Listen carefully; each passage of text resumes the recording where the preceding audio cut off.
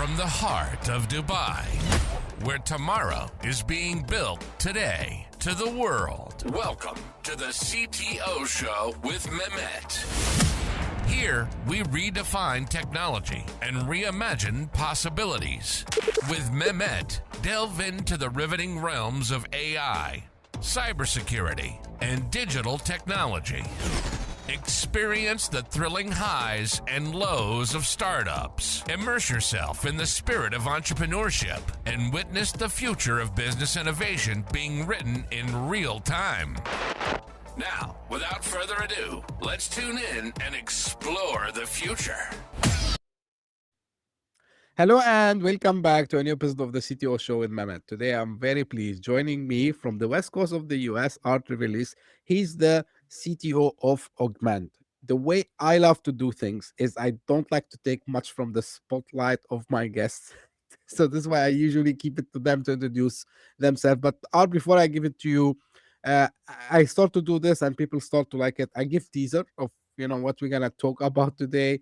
So what do you expect us to talk about? So we're gonna talk a little bit, of course, about our journey. We're gonna talk about being a CTO and of course solving problems. Art, have done some M&As, merger and acquisitions from tech perspective. So we're gonna shed some light on this, and of course, we're gonna see how the flow would go, and we will follow it. And of course, we will not miss anything without talking about AI and building engineering teams. Great. So without further ado, Art, I will give it to you.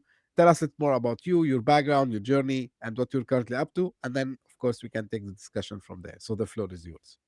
Yeah, absolutely. So, how early to start? I think I've always really had a lot of love for tech. I remember when I was, I came here as an immigrant, spoke zero English to the States when I was, 7 or 8 years old. And I remember kind of like one of my earliest memories was my teacher, elementary school teacher at the time, where I knew I could barely speak, but she had written this sort of note to my parents saying like, we really like having Art in our class, and he really likes computers. And my dad had gotten me like a very someone had given him basically this computer with like DOS on it, and it had BASIC. This was I was like 9 or 10. And I was just, at the time it was very simple, but I was, would hack away on it. And so for me, really early on, I knew what I wanted to do, right? I really loved building things and being able to make something out of nothing from scratch. And it was something that just really gave me a lot of satisfaction, just, spending a couple of hours on making something that was just useful for me or for someone else. When I was in, as early as middle school, I learned Visual Basic, and I built this quiz software that all of our biology classes ended up using. And it was like super cool. So at the time that was certainly not a thing, kind of like, computer administered tests. And it made it super easy for the teacher to grade. And I was like, wow, this is so cool, and how powerful this is. So for me, it was really clear when I couldn't go too far from home. So I ended up, really kind of applying to just schools in California, and specifically Berkeley, which was the closest school. Lucky for me, that's also where I had met my wife. So it was a good decision all around, I like to think. And I focused entirely on computer science and math, and the two things that I really honestly just loved. And it's hard to love them because at UC Berkeley, at least computer science is an incredibly rigorous program. You're kind of put through the meat grinder with lots of other students. And so it's really hard, and it's like a lot of work and a lot of sleepless nights. There I really focused on something that seems very unconventional, but I worked with Jan Stoika. I really like network programming, and Jan Stoika was one of the founders of Databricks. But he was a brilliant guy, and I really loved working with him. And I was like, at that point, I was like so sure I was going to go into building distributed systems because I found them to be so fascinating at the time. And then, this was I started looking for internships, and it was a kind of a tough market. This was, right after the dot-com bust. It's like 2004. There just wasn't a lot of jobs, and I ended up landing a job at VMware doing front end stuff, which of course like totally didn't marry up with the plans that I had, right? Like I was like, oh, I'm sure I want to do distributed systems. Couldn't find any internships that had anything to do with that, and ended up doing front end work. But it was like I was up for new challenges. It was quite different. But one of the things I did really like about it was that I could build something that people touched, right? That people like used with their own two hands, and it wasn't something that was kind of like behind the scenes and that no one really saw. So it was a kind of an exciting thing for me as a kind of a change of pace. Mm-hmm. And after VMware, my boss at VMware had left and started his own company, and he recruited me to join his company. And that was like my first foray into startups. That was kind of like the beginning.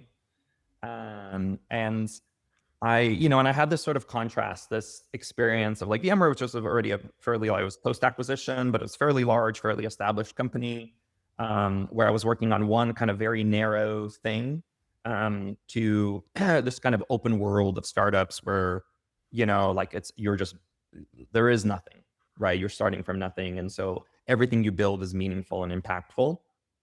And I kind of got addicted to that. I just thought that was a really exciting and fun. And I pretty much just stayed with startups from then. And yeah, that was kind of the beginning.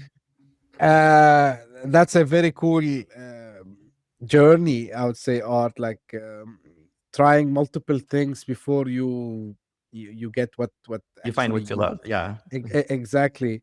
And all the names of the companies you mentioned are familiar to me. So I'm not a developer, but I was on the infrastructure slash networking side, right? So so whether it's like VMware or even later, of course, Databricks is also now one of the most growing companies on the world. Yeah. And it's a cool, to be in the heart of tech. But moving forward in your journey to, of course, and we know this, like once you are a developer or an software engineer, so you spend your time solving problems, right? So how did you find, that okay, I like solving problem, but I need to be on like maybe the leadership side, so moving Yeah. toward the CTO, VP engineering, and it's not an easy path. So, and the reason I keep asking all my guests who are like either CTOs or like VP of engineering the same question, because every time I'm surprised by the answer, like why someone decided to go to this path rather than, and because I know brilliant guys who become maybe not CTOs, but they go and choose to become CEOs. Sometimes you see they stay in the architecture even if Yeah. they take like a leadership role, they still like code by their hands. So for you, like what was the main reason to choose the path of becoming a CTO? Yeah, I mean, it's a great question. I have to say I never really like planned on that career path. I was always a tinkerer, always an engineer in my heart, and I uh, you know like the transition, like I think the transition for me happened. So kind of walking through my sort of like career stories. Sure. So I did that startup. Then after that, I went to Flixster. which had like this is in the crazy sort of like Facebook app years, which had like a super popular movies app, both on iPhone and on Facebook, and then had acquired Rotten Tomatoes. And then after that, I joined this company called Symphony. And at Symphony, I was about 26, 27, those circa there. And I, was sort of one of the first engineers at the company. And that was kind of like my sort of like heads first into continuing my startup journey. And I was kind of very, focused on delivery and on getting stuff done. And I had a really kind of clear sort of clarity of mind about like how to prioritize work. Part of that was that, the thing that really attracted me to startups was that, if you go, I had multiple forays of interviewing at larger companies, and especially earlier in my career, and I would get an offer be like, oh, this is a web developer role, and then I would be like, oh, okay, can I do product? Is that like an option to maybe do product part-time, or can I like drive a project with with a group of engineers? I don't need to manage them, but I'd like to drive the project. And always like, no, you're this level and this is the expectation, and we're expecting you to just code, just only really do majority design and build, and that's it. And for me, that was kind of not that interesting. And primarily because I was always so sort of like connected and attuned to what is it that we're building, why are we building it, what value is that creating, and to me that was like intertwined with development. I never wanted to be in a position of where I was like building something that didn't make sense, or that like someone somewhere else kind of had determined and I couldn't really control and had no kind of like input into, especially because I had like such a strong opinion. So when I was at Symphony, what that meant was that I, typically had really good sort of ideas of what we needed to build and then how we needed to build it. And I would, for the most part, I would take on a lot of that work myself. But I would also provide guidance to others, right? Others on the team. This is before I had any kind of management role or or anything. And I was always I'm an introvert. And I don't think I ever kind of like for myself thought about like, oh, I'm going to go into a role that, where I'm going to have to like, which is a people job, right? Like I think management and leadership, they're intertwined, and it's really oriented around, work, like very intimately working with people and working on their development and their career progression and things of that nature. And so I never really thought about that, but I had folks around me at Symphony that encouraged me, and they're like, hey, like, okay, like you like of all the people in this company, like you have really sort of clarity of mind of what the priority should be, what needs to be built, how do we build it, and like you should do this. And to me, I was like surprised, because I was like, I was always kind of like my own sort of like harshest critic, and kind of had like, oh, do I know what I'm doing? But I had all this kind of external validation, right? And so ultimately, this was a sort of a controversial move. One of the CEO, founder of the company, effectively made me the lead of the team, which at that time was small, as maybe 10, 15 people or something like that.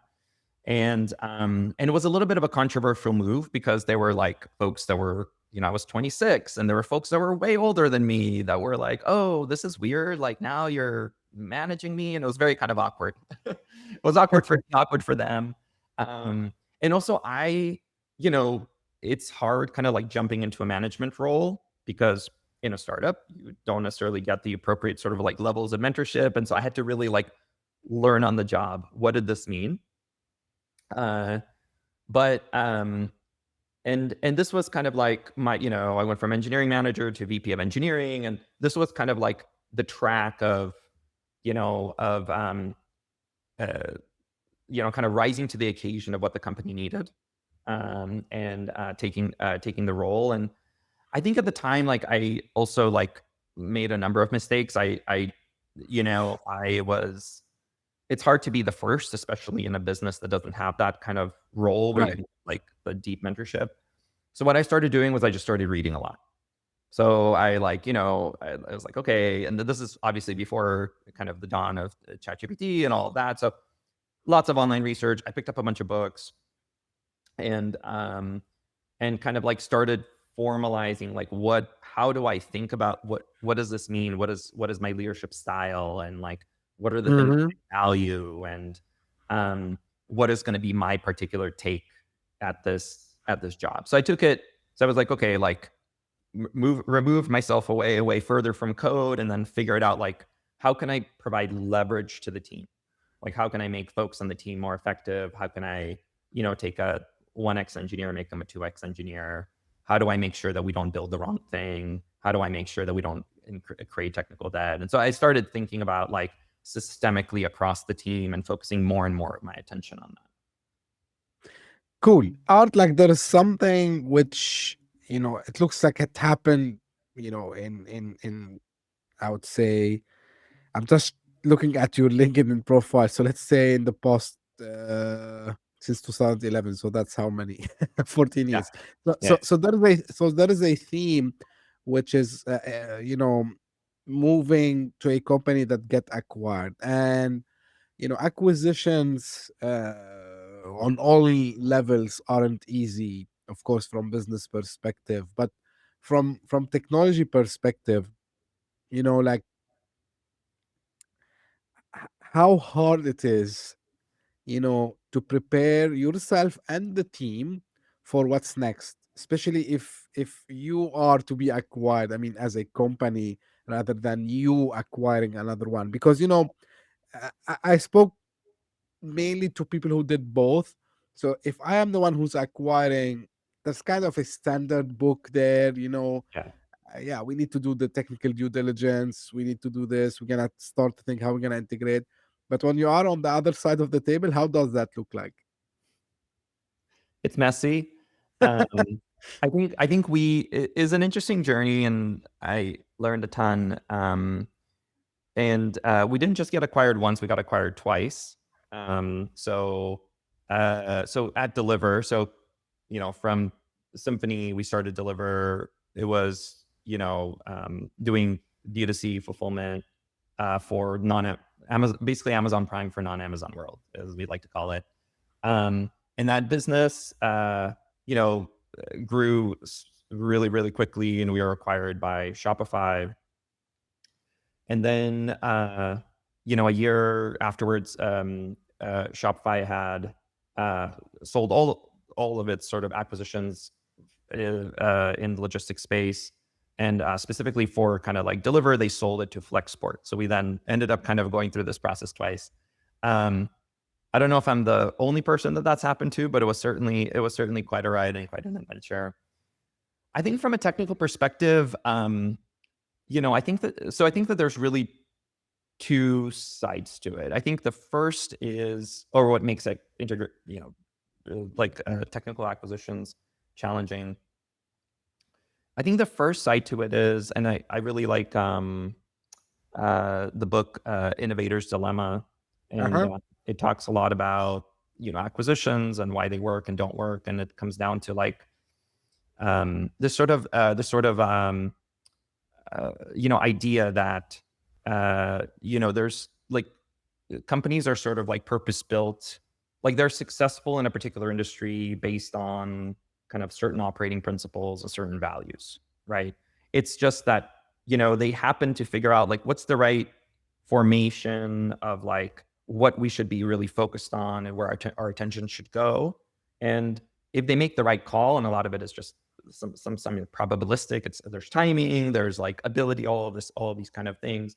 But if they make the right call, then they're able to like really access that opportunity and grow within that space. And what that extends into development as well, right? And so one of the hard things about acquisitions is that there's a particular way you work as a company, and that means the way you work as as an engineering team.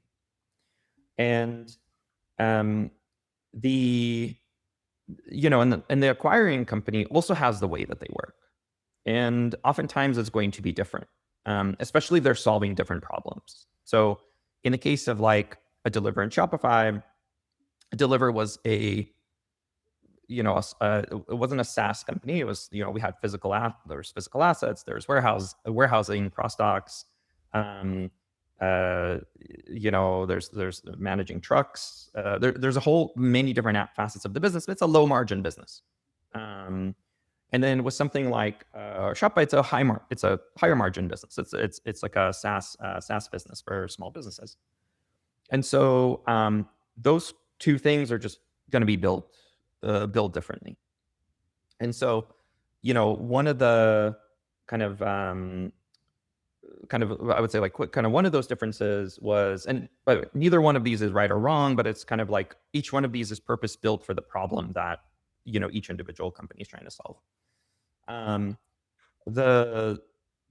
of the differences that we had experienced was with logistics, you have to be incredibly close to the problem. You have to be sitting at the facility and building software for the operator on the floor.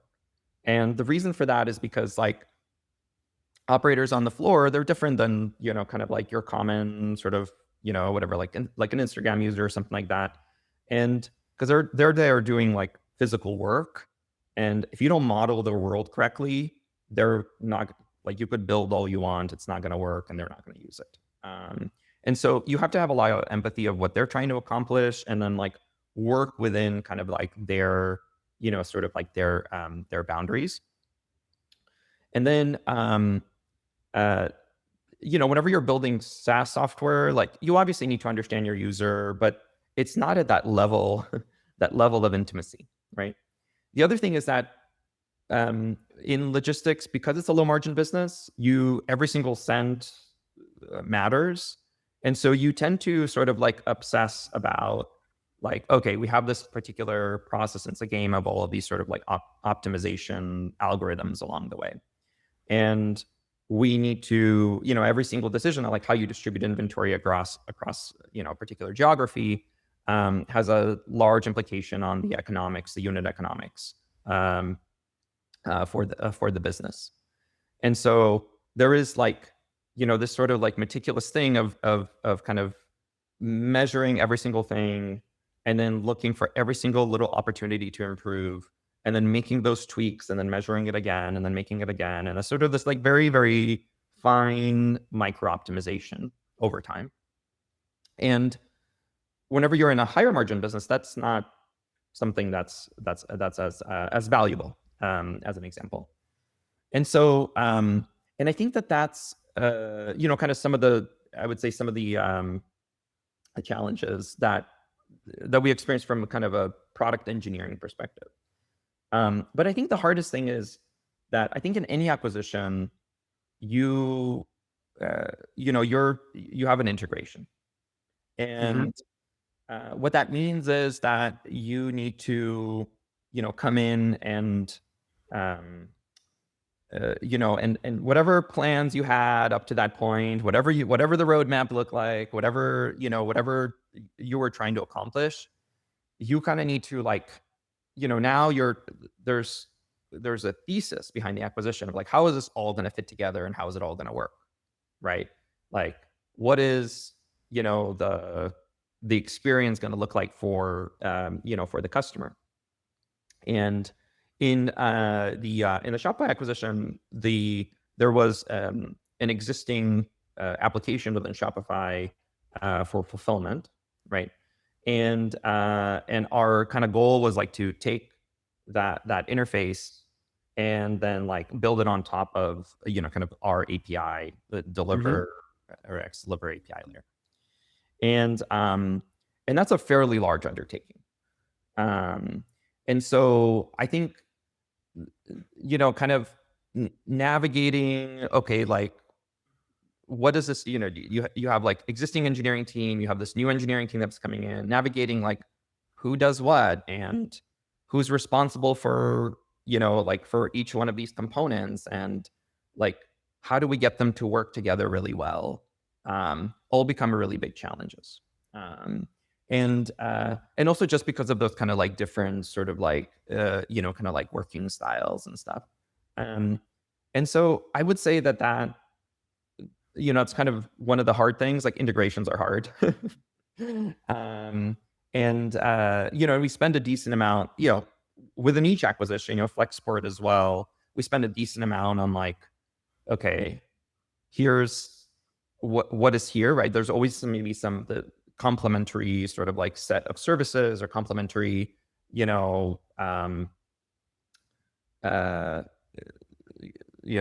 complementary layer. And so doing that integration, I think, is hard. How is the feeling that all of a sudden, especially when the team is small, and then now you are in charge of a much bigger team? So how that transition looks like? So I think in the case of Shopify, so our original team was around about 150, and in Deliver. So that was my org as product and engineering and design. And in Shopify, I forget the exact amount. It was a larger team. And then I think when everything was kind of like merged together, I had about 300, so it was twice the amount. And so I think the hardest part, right, is that I think in the context of the acquisition, like, you're coming in and no one really knows you. They don't know your character. They don't know what you're about. Are you trustworthy? And it's very vulnerable, because I ended up leading the team, but like folks that were there, before we arrived, that were building a kind of a competing product. They'd be like, oh, well, are you just going to favor everyone from your team? Which is a supernatural kind of like, it's a very understandable bias, right? It'd be like, oh, okay, am I going to be successful here, right? And can I trust you? And so I think what was really hard was, how do I build the trust? And I think, and this was also during COVID, and so it was even more difficult. But what I did was I'm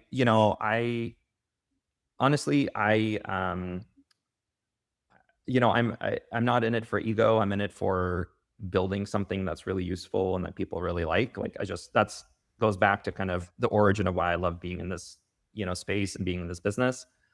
And so I got on a plane, I went and I visited, every single office, like all the, and tried to make as much FaceTime with folks. I spent a lot of one-on-one time. And part of it was just kind of like taking things down and making sure that, hey, this is not this is not a kind of a threat. I'm really just trying to do the best for everyone and represent everyone, and not just represent. I don't have any kind of my own interests. I just want to do the right thing. I think from a technical perspective, there were some challenges. Like, Shopify was on top of Ruby. We were using a TypeScript stack. And so you kind of have especially once you integrate, for a certain point, we were just two separate teams, and then we had integrated together. And then once you integrate teams together, it's like there's this unfamiliarity of the stack, and what's the patterns, and and how are things done. And that was something that was like an adjustment for folks. Some folks just transferred out. They're like, oh, I don't want to do this, and that was okay. I totally respect that. And so, yeah, I would say like that was the, and the one thing though is if I think about kind of like, once you get to about 100 people, 150 doesn't feel that different than 100. And then 300 also doesn't feel that different than 150. And I say that because ultimately, let's say that you have like, at 100, you have like 10 teams of 10 people. Usually there's going to be a little bit more and they're going to be smaller, but just like, let's say roughly do the math. Then, at like 150, you have to start introducing some intermediate directors. You have to start grouping because, I'm not going to be able to manage more than 10 teams. So, at that point you have lieutenants, you have directors underneath that are basically saying, okay, you have, 3 teams, you have 3 teams, etc. And usually I like to organize teams by domain. So it's going to be like, okay, like what is the business problem that you're solving? And I'm going to give you kind of like, singular ownership over that business problem. I'm going to give you all the data scientists you need, all the front-end engineers you need, all the back-end engineers you need. And you have everything, almost like a GM. You have everything that you need in order to, like set goals and then hit goals. And you can't come and say, oh, I couldn't do it because, this other team, I was waiting for something. And so it was like very sort of like important for me that there was, taking a step back, sometimes you have cases of where like nobody owns something, or where you have more than one person that owns something, and both of those are super problematic. And so for me, it was always like, there's functional organization, there's domain organization. I've always favored domain. I think it works better, especially for when you're dealing with a B2B software. But then from there, like it's always about, okay, every team needs to have one singular charter. It has to be exclusive from all the other teams. There should be no overlap. So I think whenever you take that, if you have like, let's say that we have like 300, 300 people, let's say that we'll just do simple math. I have, let's say 8 directors, is going to mean each director has about 4 teams. So for me, I'm still dealing with the directors at the end of the day, right? And it's like, maybe I have more directors that I'm working with, but I'm still working with directors, right? Right. I think the challenge of that, of course, is that the more people you have in between you and the frontline teams, the more challenge, you lose visibility. You lose control. And so I think then you have to be really judicious of where do you want more of that, right? But going from 150 to 300 is a game of which of the folks that are reporting to me are performing really, really well and hitting their goals. Who can I rely on? Who do I want to give more teams to because I have a high trust in their ability to execute? And then and then how do I get more of those people, right? You mentioned the number 100 because in a previous episode, like with my guest, we were, and this is, a discussion that I did many times about, what's the magic number when a startup, should change something, right? And I'm not talking about the number of engineers, but it applies also to an organization. Indeed, It's an organizational number, yeah. Yeah, so we're saying like, okay, we're talking about something related to culture and something related to communication, and like we're just trying to guess. Of course, we know that. I mean, there's no one answer, but I mean, should we say like 50? Should we say 100? When things, it's not like goes out of control, but to your point, you need to delegate. Yeah. So just I remember we were talking about delegation, right? And we were talking about about the famous saying like you should scale what I forget, like it's like don't do what doesn't scale, something like this, right? So and it's a magic number, like you And I mentioned. think that it's like it really is a function. I do think it comes down to like a function of like there's a couple of factors into it, right? So like one factor is how experienced are the ICs and the engineers on the team, because like you can kind of flex ratios more up and down depending on like how independent folks are, right? So if you have like a team of like, junior engineers, then it's going to be obviously like as a manager, you're going to be very hands-on, and you're going to have to spend a lot of time, and you're probably not going to be able to have 10. So, Right. So I think it kind of makes an assumption that, you let's say you have the teams are fairly stacked with experienced engineers, then you can stretch those, and experience like frontline managers. You can stretch the ratios, I think, to 100, like where it's 100 people, 10 people report to the VP, and then all of them are frontline managers. It's great because it's very flat. You have full visibility. You can provide really good feedback. You can identify patterns across teams really quickly. You can make sure that two people that need to talk to each other will talk to each other. And you can root out inefficiency. You can, exactly, like there's no silos effectively because you have a purview of all 10. But Right. if you have more junior people, then maybe the ratio is like, maybe it's like 8, per team. And so the number becomes 80, right? And so still you have experienced managers. Let's say your managers aren't like, as experienced. Well, maybe it becomes 72, or something like that, right? So I think that's kind of like, how I would, like think about it, right? You're right, and there's no exact number. It's all kind of like situational, dependent on like seniority and experience levels. But it's somewhere between, I would say probably between 70 to 100 is that magic number where you kind of have full visibility, full control, and is, the most efficient. Cool. Now, because you said and talked about solving business problems, so tell me, what problems are you solving now at Augment? Like, Yeah. Augment, I mean, it's super quiet. I think, in my I've been in the space probably for, around 20 years. And I have to say, like, I don't think I've been as excited about something that I've built as I am about Augment. And um and I think particularly because, we're in this kind of like really kind of cool and revolutionary time with the advancements of these Gen AI models and the things that are possible that previously were very hard to do. Um, and so like with Augment, what we're building is an AI teammate. Name is Augie, hence Augment Augie. And I say teammate, it's a bit intentional because there's different sort of kind of solutions out there and tools.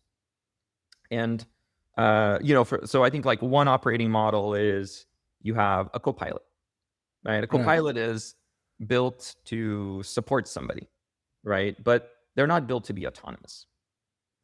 And some of the developer tools that we're seeing, like Claude Code, for example, they're kind of starting to go, Devin, to be very precise, are going in the direction of like becoming more and more autonomous. But that's an important distinction. And they're not like, and Augie isn't a kind of like a point solution where you're focused on solving, it's a fixed workflow or focused on solving one respective sort of problem, answering just one email or doing one phone call. And so and it's an AI teammate. Just go back. It's an AI teammate for the logistics space, and specifically for freight and trucking. This is, I'm sure, is like a very kind of unfamiliar world for a lot of people. That's one of the things I love about logistics, is that it's quite niche. It's the hipster in me, but it's also like it's obviously really like sort of country dependent.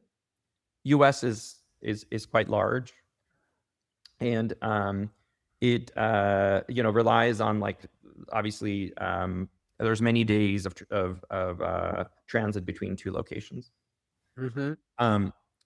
The other interesting thing is that there are about 1 million carriers in the US, 3 million truck drivers. So on average, most carriers or trucking companies are quite small. And so because of that, there's just a lot of fragmentation and non-standardized platforms. No one is quite using or has converged on like one thing. And there's been many efforts to do this, but no one's converged on one thing. And so, any type of automation is really hard to do in this space. And, in this space, you have basically shippers. So think of Pepsi or Nike, and they want to get, their stuff from A to B. Right. And then you have the carriers, as I discussed, and then you have brokers, which are service providers typically to shippers to basically get them better rates, get them more capacity, things like that. So what Augment is looking to solve is basically, just like any team member in a brokerage or a carrier, Augie is able to accept emails and answer them, able to make phone calls, able to text and receive texts and understand kind of intent and be able to communicate with external parties. And it's able to follow a particular workflow, right? Like, how do I solve, you can think of something like a tracking problem, right? Like, oh, this driver's supposed to pick up this, this load from, this warehouse and drop it off at Walmart. And I need to make sure that they're coming on time. So I will likely need to give them a phone call. If they're late, there's all of these things that need to happen if they're late. Now, with that example, you can imagine that, well, if they arrive late, there's customer-specific rules. We would reference it as knowledge, but there's customer-specific rules. So like, oh, if it's a Pepsi, shipment, well, Pepsi would like to know immediately, and here's the person that you need to contact, right? And so, Augie operates on these set of skills. This uses workflows to accomplish a particular task, and then uses knowledge along the way in order to basically solve problems and to make better decisions. And so, and with that, we're able to take these very, very manual, very difficult processes that brokers, carriers, shippers have to do today, which a lot of it is, the protocol is the English language in this industry. And so we can take a lot of these processes, and we can basically have Augie do them. I was looking on the website. I was fascinated, by by the things, it's like it brings it's, and I'm not sure if this is why the reason you call it like this. So it's like augmenting the the technology to behave as as you mentioned now, kind of a co-worker. So the machine becomes as an agent. I don't know what you call it exactly, or like Yeah. becomes part of the admin team maybe, who should make sure that these shipments are carried, delivered, Correct. taken Yeah. care of, right? So which is fascinating to me. Now it's built on AI. Now I'm assuming like logistics, it's a niche, right? And so how much was uh hard or easy, because it's one of the businesses which has been around for a long time, Long time. One of the oldest, maybe right? one of the oldest businesses in the world, right? Yeah.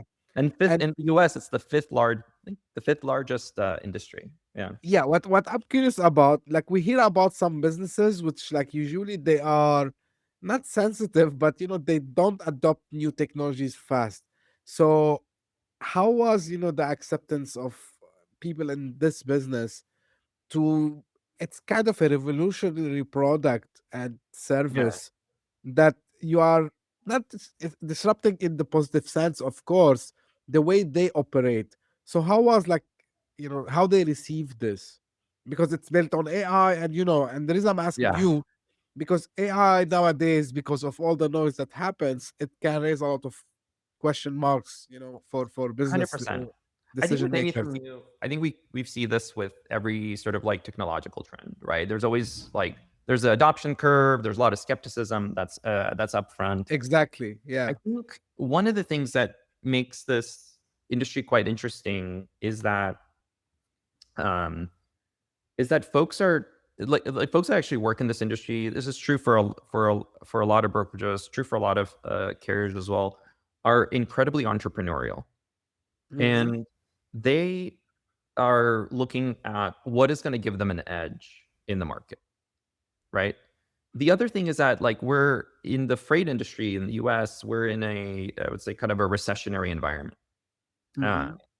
and so, so margins are tight. And I think folks are looking at like, okay, like how do I, improve my margins? And, and so that's the secondary factor here. So one is super entrepreneurial. They're always looking at like, how can I do things better? How can I make my existing process better than it is?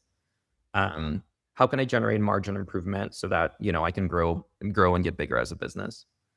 And then the last piece, which I think is interesting, and to me a little bit unexpected, is that I think ChatGPT has like 800 million users. And so the adoption of this technology, given how new it is very high. Massive. Yeah. And I think that I think one of the most interesting things is that, previously we had the Turing test, right, was sort of like the gold standard for when we would have hit an inflection point. Hmm. And I think and I think this technology passes that test, right? And so I think everyone kind of collectively recognizes that, oh no, this isn't a fad. This isn't just, smoke and mirrors. Right. This is real. And so I would say that, given the kind of the usage and the fast adoption of this technology, the realization I think from folks that work in the industry, the business owners that are like, okay, well, this is very interesting. And we like, and it's like, if either we adopt it, right, and then we get ahead, or our competition adopts it and then we fall behind, right? Right. And so I would say like that's kind of like the mental model. And so I would say that um even though there's that initial skepticism, I think with anything, what we've seen at least is like, kind of this acknowledgement, right, that this is happening, and it's there, and it's really like, how do you best apply it, and how do you build, with this technology to solve a specific problem, like specific vertical problem, which is really the hard part, right? Like, and so that's, yeah, so that's what I've seen. Now, out of curiosity, and I'm not sure if you or might not have any plans, when you were describing all the use cases, let's say, that you're solving. I mean, there are probably pain points, frictions, which Augie, try to solve. How easy is it to take this and apply it to different verticals? um I think it depends on the complexity of the vertical. There's a couple of sort of like, I think, challenges to building any vertical business. And one of those challenges is sort of like the wide swath of integrations in the ecosystem, right? Right. And um, so I think that's kind of like one challenge, right? So like if you and like in order to build a really good solution, you need to have very deep integration, right? Hmm. Um, I think the other thing is that I had talked a little bit earlier about like knowledge, right? About the data model, the ontology. of logistics. So I think it's considerably reduces, like if you have like, hey, here's a canonical set of data, you can model it as a graph, as a set of like SQL tables, but a really well documented data set that an agent can query and pull data from in order to make decisions. It's much easier for you to solve a new use case than to start completely fresh from scratch. Because right now, like if you start a new agent for a complete, let's say we're like, hey, we're gonna build this in healthcare or something, right? Well, outside of all the integrations, all the health record management systems and all of that kind of stuff, you would need to know like, oh, okay, like what are all the important entities and what are all the Mhm. important fields and like what are the relationships between those fields and like all of the immense amount of domain. Because in order for you to be able to kind of like both make decisions as well as um, answer, in a course of this, like Augie, for example, is able to answer questions about what happened, right? Right. And why did it happen that way? And like, in a business, in a logistics relevant world, right? Logistics relevant questions, I should say. And like, you would need to then apply the same thing to a completely different domain. So it's not, so you could do that. It would be, it would be a lot of work. Yeah, and of course, like to your point, there will be some what we call them moving parts, and the more moving parts you have, so that means more processes. More processes means like maybe multiple, I would say, factors that plays the role of deciding what happens. There's a lot of players probably that they need to be consulted, right? So yeah, but I mean, as architecture, or let's say, I'm not sure if architecture is the right word here, but I Yeah. mean, the concept. Let's say the Mhm. concept of. I'm not saying it's easy to duplicate it, but it for me it's like the baseline that we can look at, and probably maybe because also logistics, and this is why I always uh, myself I was fascinated by the way anything that has logistics in it, regardless, like it's not freight only, like it can be anything that has logistics, means like you have like it's like a puzzle, right? And then you say when this happened, and to me logistics is very similar to coding in some way, like so when this there's a condition is this, do that, so it's like Yeah, yeah, yeah, yeah. There is some, there is like, I think every business is going to have some amount of like, you know, logic. logic, like a business process, right? Or SOP or what have you, right? So like, how do I do this job, right? And then with that, it's going to be, what are the tools to do this job? Right. So I think it's what I would say is, I think for like simple, like, there's sometimes there's things that are really simple, like, oh, I get this email, I look things up, and then I reply. Something that's quite straightforward. I think you could apply the same system to something like that, right? Whenever you have something that's a complex workflow, I'll give you an example. Like, if you're doing a phone call and that phone call has, you're asking for someone's location, they give you a location. Um, well, like transcription on voice calls is not quite there yet. And so the location might be kind of garbled. You have to kind of like understand based on like route, where is it located? Like what is this city? So that I can actually capture where this person is. And uh, and so you have to build software for that.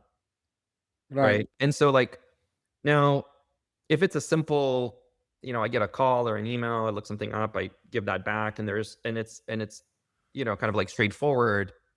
I think that's then, yeah, you can take the same architecture and build towards that and do a good job of it.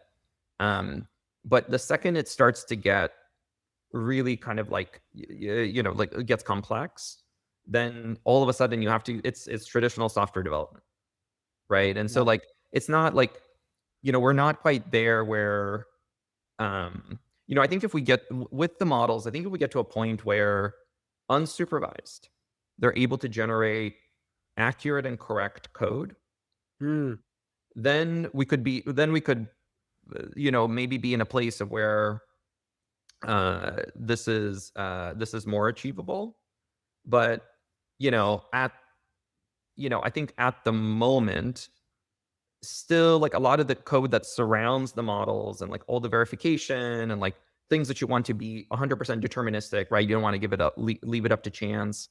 And so every single problem is solved with a combination of like, oh, there's a model making decisions, there's some deterministic logic that we basically are creating as the hard and fast rules, and it's the combination of these two things that solve a particular problem. And yeah, like either again, as the models get bigger, maybe these problems go away, and then like either the code is generated or you rely less and less on the code at all. But we're not quite there where I think we could do that. Uh, actually, you took the question that I was preparing, which is exactly about this. But in a nutshell, if I want to ask you this, Art, um, because you mentioned this, so it's not now, it's not the moment yet, but can we expect at some stage an agent, an AI agent that understand the business process or processes, right? And can spot frictions and try to optimize it, and then goes either write a code for that, or it might write agents for that. So am I talking too much science fiction here, or is it with all what's happening with AI now, and we're seeing a big focus on agents from all the major players, OpenAI, Anthropic, Google. So they're now they left, not they left, I mean, but the generative AI, it reached a kind of a tip. I would call it tipping point. Maybe still there is something to do more about it. So now we see them like working on videos. They're now trying to enhance, Yeah, Sora. generating Yeah, images. yeah, Yeah, but now also on the side we see all of them. They're trying to go and focus on the agents also as well. So where do you think they want to reach with the agents? Especially, everyone talks about super intelligence, right? And to me, super intelligence is a machine that will be monitoring all the time, right? What's happening around it, and then it goes and try to solve this. Now, I'm not sure if we're gonna do this autonomously or we're gonna still give that. yeah. Now, your take as someone who's been in tech for a long time, especially with what you're doing at Augment now. So what you can tell us, like, what are your expectations? Of course, like, no one can predict future. I know this, safe Yeah. harbor, but your point of view, let's call it this way. Yeah, I mean, it's hard question. I think I think right now, I think ChatGPT had released like an agent kind of like framework. It's a Right. visual builder. Um, I think stuff like that works for simple use cases, but then once you have like a very complex workflow with lots of branching, lots of conditions, lots of asynchronous behavior, um, it becomes so hard to manage that it might as well be code.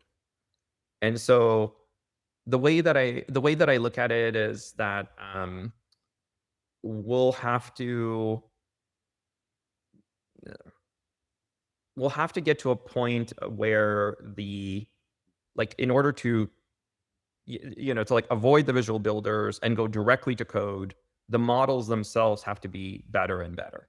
And I do Hmm. have confidence that they will improve considerably, right? To where the amount of errors and the amount of like, the sort of like the right and understanding of intent is there, and the amount of errors that they make kind of dissipates. And then what ends up happening is that like the code that's generated is a fairly accurate representation of what is being asked for. I think my concern is that not that the models are going to be really good at code gen, which I think they will be, and we've seen that track. I mean, it's just been kind of going up to the right. I think the hard part in all of this is writing the prompt. Mhm. And this is, I see as kind of like the singular sort of like big, challenge. Like, even if the models are really, really good with the output, ultimately the input and like how you write it and what you put in it and is very closely tied to the output.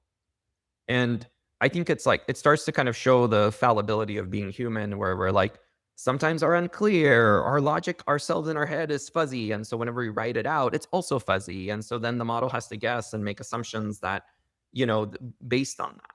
Right. And so this is kind of like what I've seen in the industry so far is everyone's got forward deployed engineers. Forward deployed and forward deployed engineers are the ones that are writing majority of the prompts for production workflows. Mhm. And I think we have to think about like, why is that? Right? Like why are we still sort of relying on, I would say semi-technical, technical folks to write the prompts? And I think a lot of it is because of this, engineers have this ability to think about like a bunch of corner cases and like rigorously test. And like that's part of the build process, right? Um, and so I think the some innovation will need to happen on the prompt development itself in order for us to be able to kind of achieve what you're describing, which is like, okay, like it's kind of, I don't know about superhuman or AGI, I'll put that aside, but to achieve this sort of like next step in, okay, like not only can I generate really good code, but I'm able to really tease out of a person what needs to happen. Mhm. And that's really the hard part because we don't, as humans, we don't think about all the corner cases, all the situations, and all the whole sort of like decision tree. It's hard. It's hard to think about that. And it's hard to write it. And so to me, that's kind of the next thing that really has to happen, which is like, typically if you're doing Claude code, it seldom asks you questions. You tell it, and then it just kind of does things. And then you look at it and you're like, oh, okay. Yeah, I can see how you interpreted that way. That's actually not what I wanted. And there's all this back and forth. Right. And the reason for that is because of what I provided. Right. And so like once that evolves and gets better, I think everything becomes, like I think the whole kind of like, you know, uh we can then, I would say, not just focus on having forward deployed engineers and then like the whole thing just there's the next sort of like aha moment, right? Um, and I think as far as like AGI and kind of like there's a big focus on like scientific discovery and that's kind of like kind of another sort of like thread here. It's hard because it's definitely not my area of expertise. So I have an opinion, just like the dozen others. But to me, maybe the existing technology serves as a foundation of what Mhm. ultimately becomes AGI, but it doesn't. Given the amount of kind of like effort and expertise, at least from a business process, kind of like automation perspective, that you need to have, I think that we're obviously not there, and I think that like it may come, but I think we're gonna need to have some like step function, sort of like technological, sort of like innovation for that to happen. Absolutely. Like I think we still have some time, Of We have course. time. Yeah, yeah, yeah. The only thing is, maybe we're seeing fast developments faster than we used to see before. So maybe this is creating the excitement. Another thing is, which I'm telling a lot of people, and that's normal, right? So Yeah, so yeah, yeah. we're living in a moment where we have a lot of these people who likes to exaggerate things and start, yeah, like this is the The last hype train. thing. Yeah. Yeah, so and it's not the fault of the people who are behind these technologies. They are not it's not the fault of these people also, because I understand, and a lot of people that are telling me this expression now, we're living in attention economy, so everyone trying to get the attention to themselves. So I can understand like some, yeah, we need to tease people and do all this, but yeah, nevertheless, uh on the prompt thing, I'm not a prompt engineer. Okay, I have the knowledge of how these LLMs works, but I'm not the expert, of course. I left being having the engineer hat quite some time ago, but I did an experiment where actually I vibe coded a tool that tries to enhance the prompt. I'm not sure if it's accurate or not, Yeah, but yeah. I can tell you, the output from a prompt that I write in simple English versus when I put my idea to this vibe coded tool, and the way it gives me the prompt, yeah, I get better results. I can see, because of course it tries there to put, like, act as you are this is the context, avoid this, do that. So of course I get like better result, but still, by the way, still I need to go and back and forward, like even after I enhance the prompt, there's a lot of work to be done. But nevertheless, it's a good point that you brought, Art, as we are coming almost to the end, final thing that I always ask my guests: where to get in touch, learn more about Augment, and maybe know more about what you're doing. Yeah, absolutely. So my email is, and hopefully I don't get any spam. Um, You my don't have to email do that. is, cannot be easier. It's art at goaugment.com. Goaugment.com is also our website, so you can check out more about us. And not a lot of folks with my last name, so easy to find me on LinkedIn as well. So that's another good way to get in touch. So either one of those would be great. Cool. So I usually don't put the email, but guys, you will catch it. I don't put the, But yeah, but yeah. I gotta put your LinkedIn profile Okay, that's link. good. Yeah, maybe we'll scratch the email. Yeah, and in the show notes, and of course the website goegmind.com. And yeah, like, Art, I really enjoyed the discussion. Time passed very quick. I know, like, we can do more and more of these in the future, hopefully, if you get Yes, the hopefully. time. Because it's like the topic of, especially the AI and the future of AI and where we're heading is yeah, we can have like panels and That's right. long Yeah, yeah, yeah, yeah, speeches yeah. It's a lot to, about it. lot to say. Yeah, Yeah, yeah. a lot of things. And like, as I was telling you at the beginning, I'm curious all the time, especially to understand this from technologist perspective, right? So I can go and ask someone who say I'm expert, but it's not like the guy who does Who's the thing. actually So, using the tools yeah, every day, and e- yeah, like e- having to go through all the exactly. pain. Yeah, yeah, yeah. Exactly. Exactly. So and no one like would be better than someone like you are to share this. And thank you for sharing, and thank you for sharing your story as well. Moving across, different companies, getting acquired twice, and merging engineering teams. So I think this is also was one of the important topics we discussed today. So thank you very much for this. And this is for my audience. This is how I end my episodes usually. If you just discovered us by luck, thank you for passing by. I hope you enjoyed it. If you did so, give me a favor. I know, like, it's something very cliche, but subscribe and share it with your friends and colleagues. We're trying to do an impact. We're trying to reach as much people as possible. And if you are one of the people who keeps coming, they are loyal to the podcast. Thank you very much for your support and help. And thank you for getting the podcast this year all the time in the top 200 charts in one of the countries around the world. Like, you, every day I wake up and I find the podcast is trending in one of the countries.